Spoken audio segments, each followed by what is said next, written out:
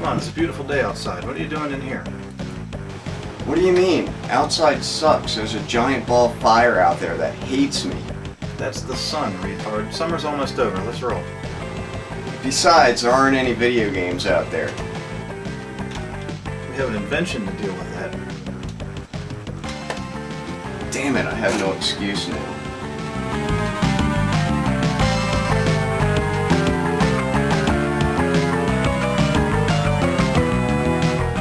So on Game.Hack, we've been doing a lot of stuff with handhelds lately, be it the replacement of the screen for my old DS or, you know, the replacement of the power switch on my poor GBA. So we're going to have a little bit of fun with handheld games this episode. And the first game we're going to cover on this episode is going to be Castlevania Aria of Sorrow, and we're going to show some of the wacky stuff that can happen in that game. But after that, we're going to have a treat. I know I said this isn't going to be a review show, but I'm going to review Kid Icarus on the Game Boy. The original Game Boy. Yeah. And we're gonna focus in on that a little bit more. We're thinking about spinning that off onto an actual review show. So, here we go. We're going to do Castlevania. In order to actually record the games, I'm using a Game Boy player for the GameCube. This fantastic little machine plays both Game Boy Advance games and the original Game Boy games. It's a handy dandy piece of equipment, and I got it for 10 bucks. Now, Castlevania Aria of Sorrow has the distinction of being one of the only Castlevania games that came out in North America before it was released in Japan or the European Union. It came out in North America on May 6, 2003, and it didn't come out in Japan until May 8th. It was both on the Game Boy Advance, and it was also on mobile phones. And it was a 64 megabit cartridge. Castlevania's Aria of Sorrow is definitely an RPG in nature. You have all these different kinds of souls you have to collect. Everything from bullet type souls, special defense souls, and support souls. They all do different things. You have a myriad of weapons, armor. You have positives and negatives for each one.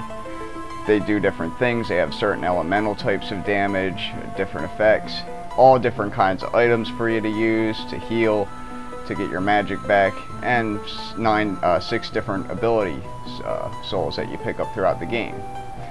And configuration, and you even have a whole listing of your different enemies that you can just look at like a encyclopedia at any time. Now, the first glitch I'm going to cover on this episode involves the use of the curly soul.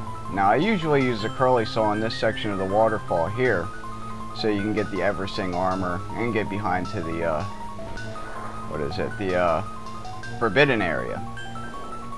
But the curly soul also has a couple other interesting uses that can cause some weird effects and glitches in the game. First area we're going to show you here is in the chapel. You go up here and get by these bone pillars real quick, and you'll see over here there'll be an axe armor.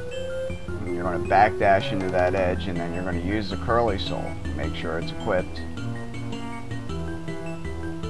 Use the curly soul, and you go over 9,000, you pop up to the top. And when you go up to the top, you end up in a completely different part of the map.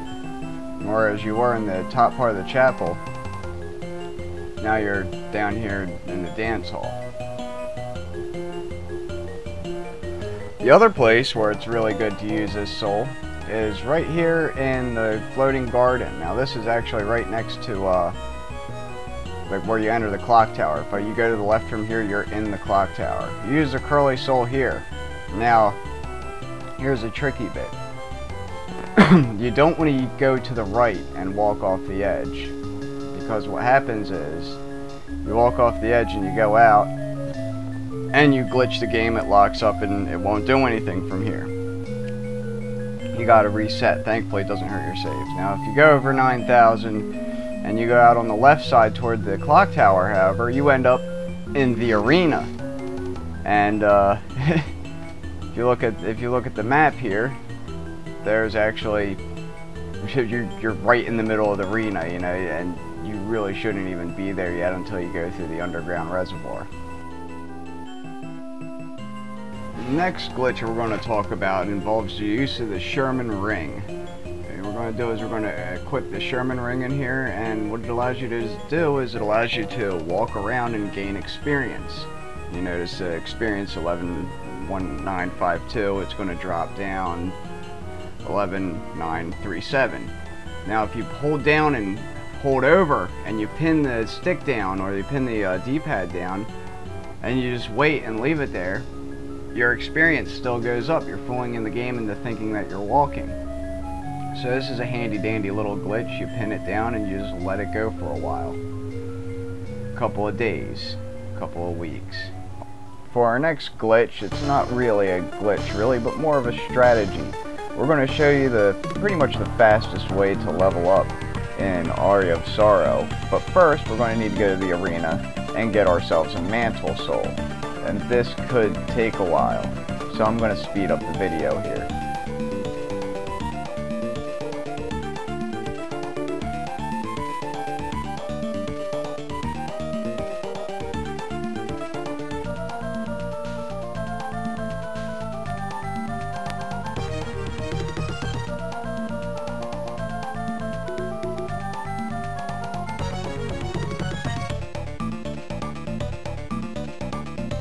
Alright, and once we get the killer mantle soul, it swaps the HP and the MP of the enemies.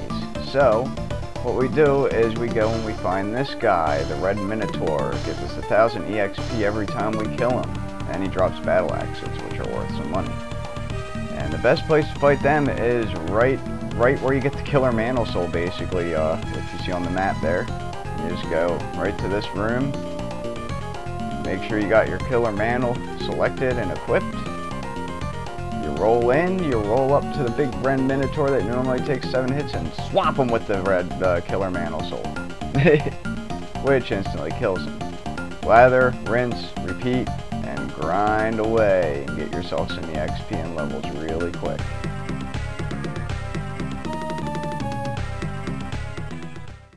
The last and certainly not least part of this game that we're going to discuss in this episode are the endings.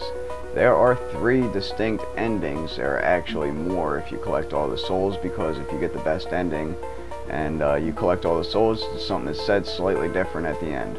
But first we're going to just go in here and we're going to whoop up on Graham normally.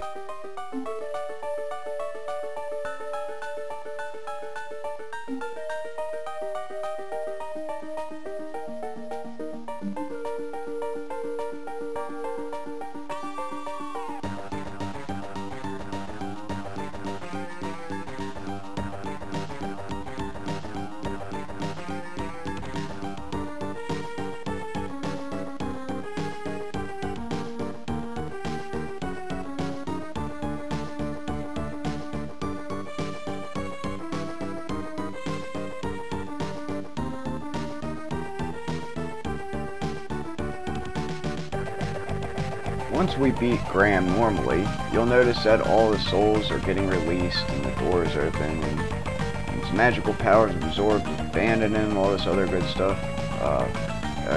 Alucard comes in, says a couple of things, says the castle's gonna fall apart. You guys escape, and it's pretty much just like most Castlevania endings.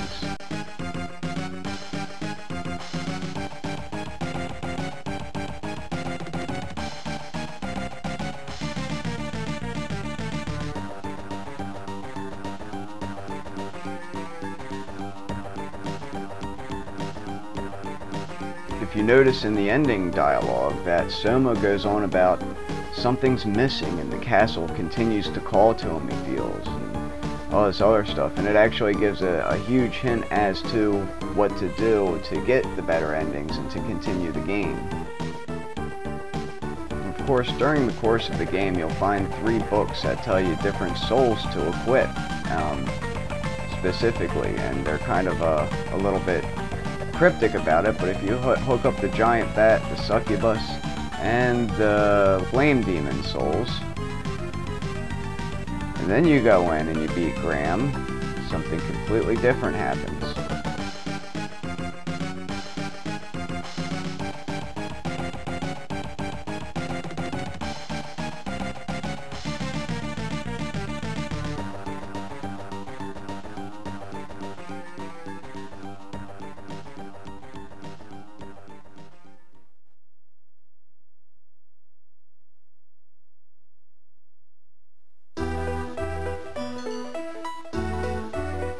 Now this is where things get interesting. Once you've beaten Graham with these specific souls equipped, suddenly, what's this? The souls start taking possession of Soma's body. The power of the castle starts flowing within him. And basically, he becomes the reincarnation of Dracula, which is pretty fucking awesome if you ask me, being that this is the first Castlevania game that you actually get to play as Dracula and not just his son. This is also pretty much when you find out that Genya Arikado is actually Alucard, for the most part. He says that you need to go face off with Chaos and into this area of the castle that you normally couldn't get to from the floating garden. So that's what we're going to go do.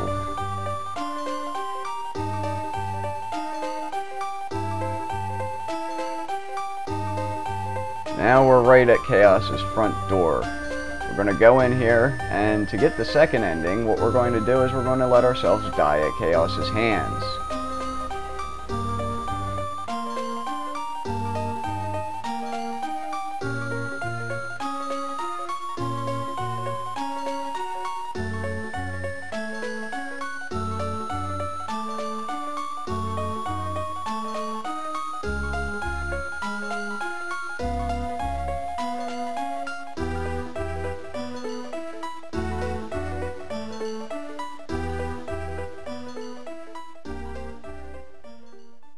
Once that happens, we are introduced to an extremely familiar scene that's eerie almost if you played Symphony of the Night, or Rondo of Blood, or Dracula X, or, you know, any of those games.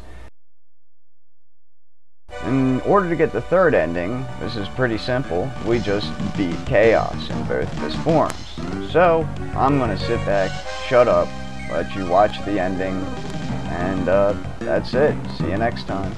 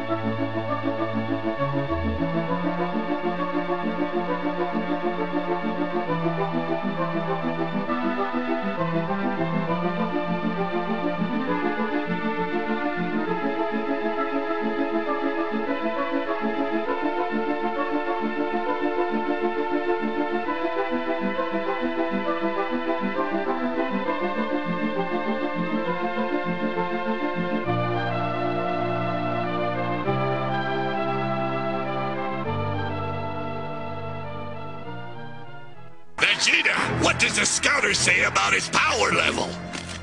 It's over 9,000! What, 9,000?